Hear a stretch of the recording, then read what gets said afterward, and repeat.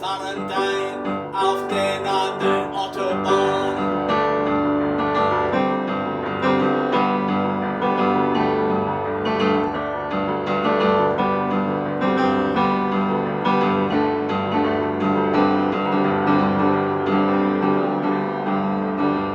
I always think when I hear Kraftwerk's Autobahn of this car that I'm going to talk about now, which was the first car I bought with my own money. I wasn't given it. I bought it. In fact, I bought it, half of it, with my brother, and he paid 60 quid and I paid 60 quid in 1966. And we went and bought a 1956 a VW with a small back window, and it's a fabulous car. It was, and we had to share it. 2 weeks he had it, 2 weeks I had it. He was in London at university and I was in Wolverhampton, and so I had to take it up and down the motorway, you see, to see him. And I always thought about how good a car it was since that record came out. And one of the reasons I chose a VW was because, I mean, it wasn't considered a sexy car. It wasn't like buying a Mini in the 1960s and things like that. But I had a horror of seeing the things like, I remember seeing Hillman Minxes and things at the side of the road on the continent. First time I went to the continent, I remember, and seeing a Hillman Minx with the steam coming out of its engine at the side of a road in France or Germany, I think it was, I can't remember, maybe it's Belgium, and the plastic on the top and the rest of it, because it was a British car and it basically wasn't used to high-speed driving over long distances. And in fact, most British cars weren't, unless they were big cars like Armstrong Sidleys and Bentleys and things like that. But for the average car, they weren't designed to go fast for long periods of time. They just didn't have the stamina, and that would go for, saying, for a Morris Oxford or any car really, Hillman Minx and anything in the mid-range cars. And certainly the small cars wouldn't be able to do it. A Mini couldn't do it, and a Morris Minor couldn't do it. But this car could do it, and that impressed me. And why could it do it? Well, it's because I suppose this is rather embarrassing, because when they say, oh well, Trump he had some good points. He stood up to China. Not that I think that's a good one, but I mean that's what it's cited. Or they say Mussolini, he made the trains run on time. Hitler, he built the autobahns. And he also said to Professor Porsche, I want a car for the people, a Volkswagen, a people's car, that will go 100 kilometres an hour all day.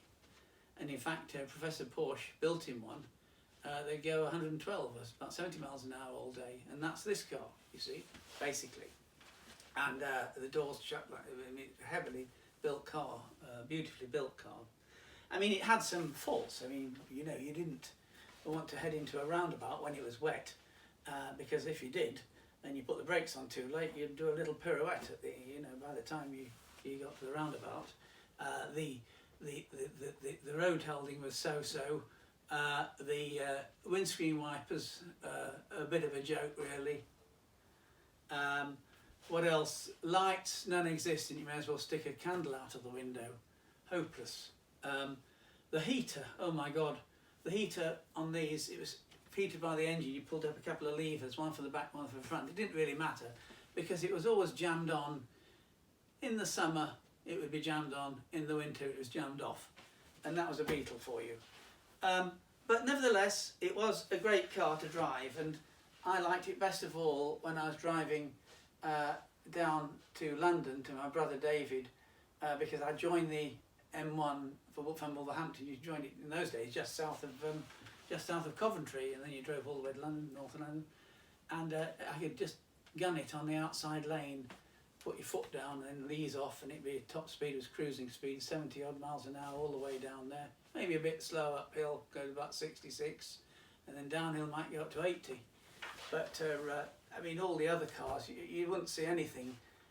You passed everything, apart from the occasional Jaguar going bye-bye, but that was about it. I mean, they were amazing cars for stamina, and if you want to test, even now, my test for a car is, you know, what do I feel like after driving 500 miles at high speed?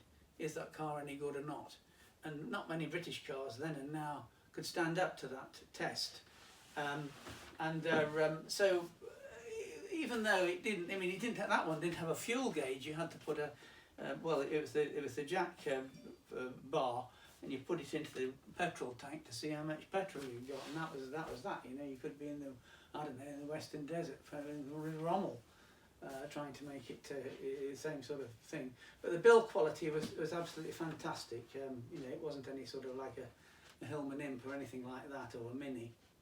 And I don't know why they were never sexy in this country, but in America they were and still are in a way, and partly because of Madison Avenue's fantastic advertising campaign for them, which poked fun at them, and of course they sold like hotcakes, and that was the advertising campaign mentioned in Mad Men as the best advertising campaign that Madison Avenue had ever come out with.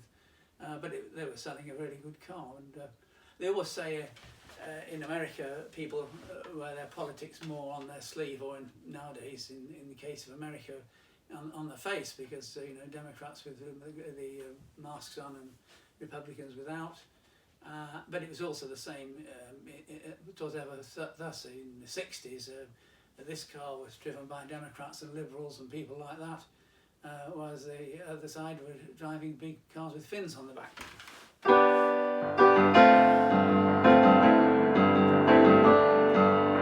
Jest and Shanton, a Radio 1, Alston, Loughspring, Clinton, Dun.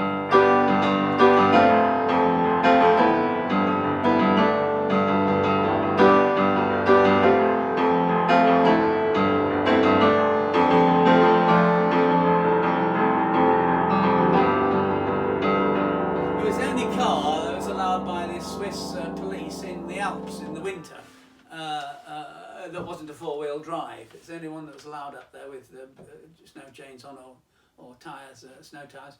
It's the only one that was allowed up there, and in fact I had an experience in the snow and ice once, except I was stopped by a policeman, and he said to me, he said, "You're going too fast for the conditions, even though you've got a VW." And I said, "Yes, but it'll hold the road." He says, "Yeah, but not on Peckham High Street."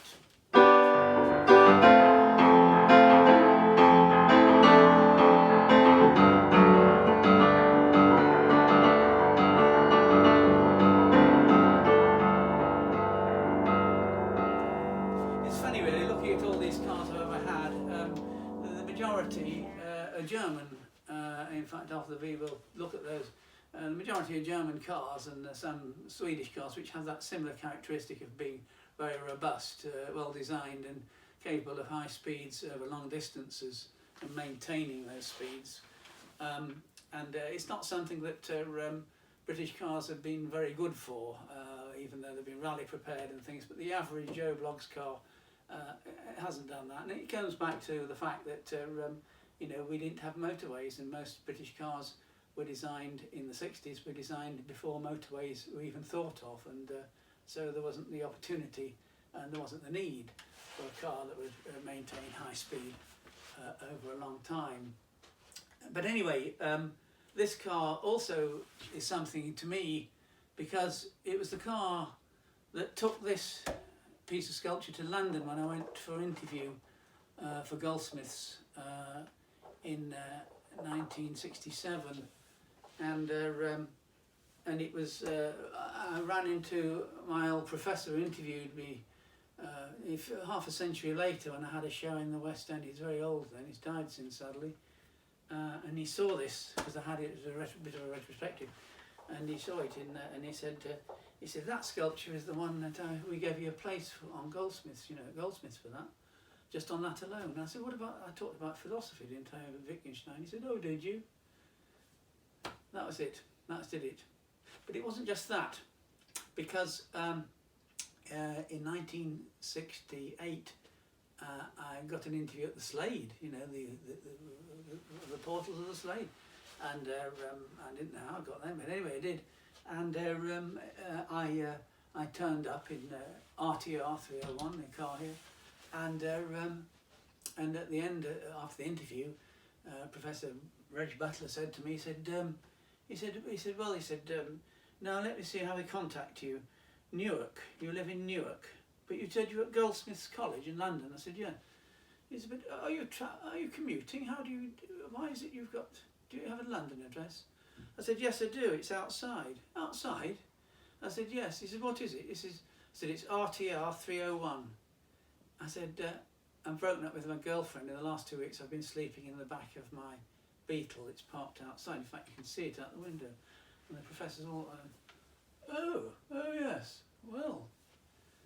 And you know what? I think that the memory of that got me a place at the Slade eventually, because they think, all these people that have different art and ideas and things like that, like this.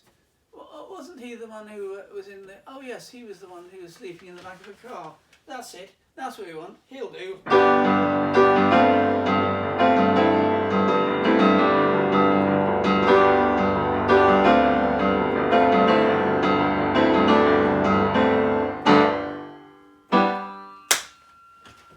There they are.